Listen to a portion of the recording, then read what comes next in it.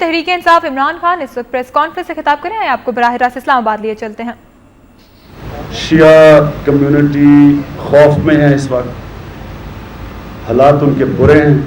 3 قتل ہو چکے ہیں اب ان کے, یہ تیسرا قتل تھا جو لولو سر میں ہوا. اور میری جو ملاقات ہوئی شیعہ امام شیخ جعفر کے ساتھ, اور پھر استور بھی کل میں گیا, وہاں بھی میں امام بارگاہ میں گیا, تو میں جو پیغام اس حکومت کو دینا چاہتا ہوں وہ یہ کہ یہ کہہ دینا کہ بیرونی سازش ہے, اور کیونکہ بیرونی سازش ہے آپ بے بس ہیں, اس سے بہتر یہ ہے کہ آپ ریزائن کر دیں. اگر آپ نہیں کر سکتے, اپنے لوگوں کی جان اور مال کی حفاظت نہیں کر سکتے, تو یہ کہنا کہ جی بیرونی سازش ہے اور اس لیے ہم بے بس ہیں, آپ ریزائن کریں, الیکشن کروائیں, تاکہ ایک ایسی حکومت آئے جو ذمہ داری لے سکے اپنے شہروں کی. وہاں کے جو حالات سنے میں نے, آپ سب کو میں میڈیا کے تھرو میں پاکستان کو, باقی پاکستانیوں کو پہنچانا چاہتا ہوں, لوگ خوف میں. بسوں سے 40 لوگوں نے بسوں کو روکا, 40 تھے, واکی ٹاکیز تھی, ملٹری کے کپڑے پہنے ہوئے تھے, ٹرینڈ لوگ تھے, اور چن چن کے انہوں نے لوگوں کو مارا وہاں.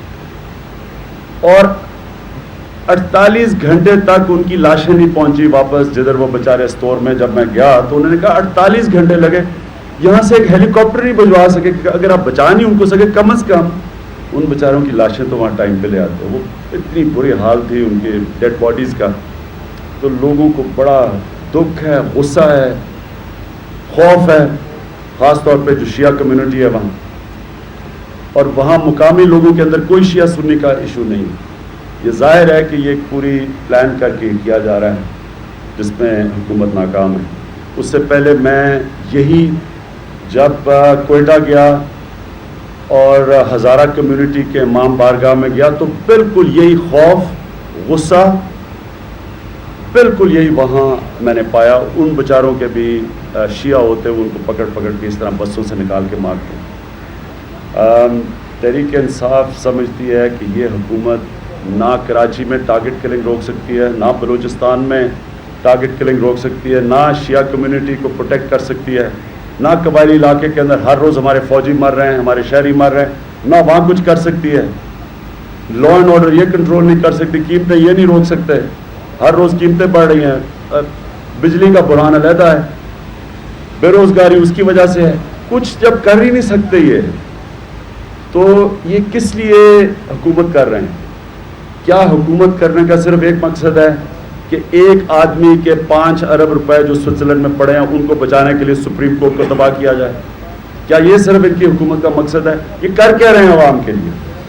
میں خاص یہ آج اس پلیٹ فارم سے کہنا چاہتا تھا اس ایشو کے اوپر کہ یہ پاکستان کے اندر آگ لگانے کی کوشش کی جا رہی ہے. اس میں کوئی شک نہیں کہ یہ انٹرنیشنل ایک ساتھ کانسپریسی ہے. جدھر بھی شام سے لے کے یمن سے لے کے بحرین, لیبنان, عراق شیعہ سنی کو لڑایا جا رہا ہے. لیکن اگر باہر سے سازش ہے تو یہ حکومت کی ذمہ داری ہے وہ سازش کو روکنا. انہوں نے مکمل طور پہ فیل ہو گئے. دوسرا ایشو جو میں کہنا چاہتا ہوں وہ یہ, 8 سال سے ہم امریکہ کی جنگ لڑ رہے ہیں. ہمیں کہا گیا کہ یہ انتہا پسندی کے خلاف جنگ ہے, دہشت گردی اور انتہا پسندی. 8 سال کے سے اس جنگ کا خرچہ 90 ارب روپیہ ہے ہر مہینہ. یہ گورنمنٹ کہہ رہی ہے 90 ارب روپیہ اس کا خرچہ ہے. آدھی تقریباً 30 لاکھ لوگ بے گھر ہو چکے ہیں قبائلی علاقے سے. مسعود قبیلے کے 80% لوگ ساؤتھ وزیرستان سے نکل بیٹھے ہیں. تو کیا سوال میں یہ پوچھتا ہوں کہ ہم دہشت گردی اور انتہا پسندی پہ قابو پا چکے ہیں؟ کیا آج زیادہ انتہا پسندی ہے یا 8 سال پہلے تھی؟ کیا 8 سال پہلے اس طرح قتل ہو رہے تھے, اس طرح کے حالات تھے, اس طرح کے انتہا پسند تھے جو آج ہیں؟ یعنی کہ ہم نے اس جنگ سے کیا پایا؟